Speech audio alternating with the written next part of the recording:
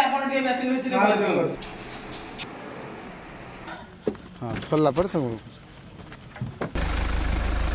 ଆମର ଚରଦିଆ ପ୍ରାଥମିକ ବିଦ୍ୟାଳୟରେ 239 ନମ୍ବର ବୁଥ୍ ଏବଂ 240 ନମ୍ବର ବୁଥ୍ ଥିଲା।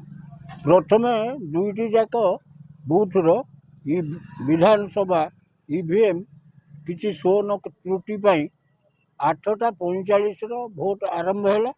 ପରବର୍ତ୍ତୀ କାଳରେ ଯାହା ହେଉଛି ମେସିନ୍ ସଜଡ଼ା ହେଲା, ତହସିଲଦାର ଆସି ନମ୍ବର ବାବଦର ଏବଂ ତାଙ୍କର ଲିଖିତ ବିବରଣୀ ଦେଲେ। ତାପରେ ଭୋଟ୍ କାର୍ଯ୍ୟ ସୁରୁଖୁରୁରେ ଚାଲିଲା।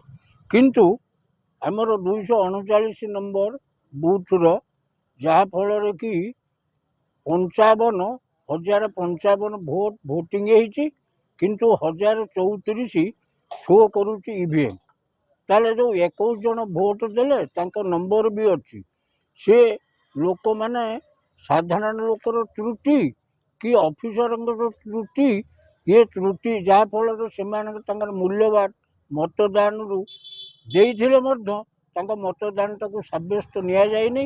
ତେଣୁ ଏହାର ଏକ ବିଧିବଦ୍ଧ ନିରପେକ୍ଷ ତଦନ୍ତ ପାଇଁ ଆମେ ଆପଣଙ୍କ ମାଧ୍ୟମରେ ପ୍ରଶାସନକୁ ଅନୁରୋଧ କରୁ।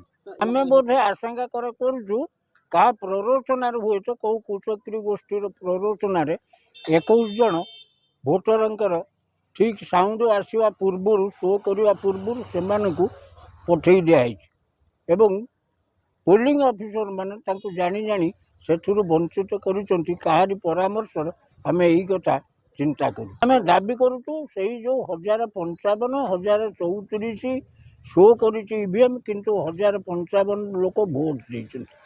ଯେଉଁ 21 ଖଣ୍ଡ ଭୋଟ୍ର ଇଭିଏମ୍ ଭିତରେ ଶୋ କରୁନାହିଁ। ତେଣୁ ତାର ନିରପେକ୍ଷ ତଦନ୍ତ, ଉଚ୍ଚସ୍ତରୀୟ ତଦନ୍ତ କରି ଏ ବାବଦରେ ଯେ ଉପଯୁକ୍ତ ଦୋଷୀ ହେବ ତା ପ୍ରତି ଉପଯୁକ୍ତ ଦଣ୍ଡବିଧାନ କରାଯିବା ପାଇଁ ଆମେ ସାଧାରଣ ନାଗରିକ ଭାବରେ ଏହି କଥା ଆପଣଙ୍କ ମାଧ୍ୟମରେ ଦାବି ରଖୁଛୁ।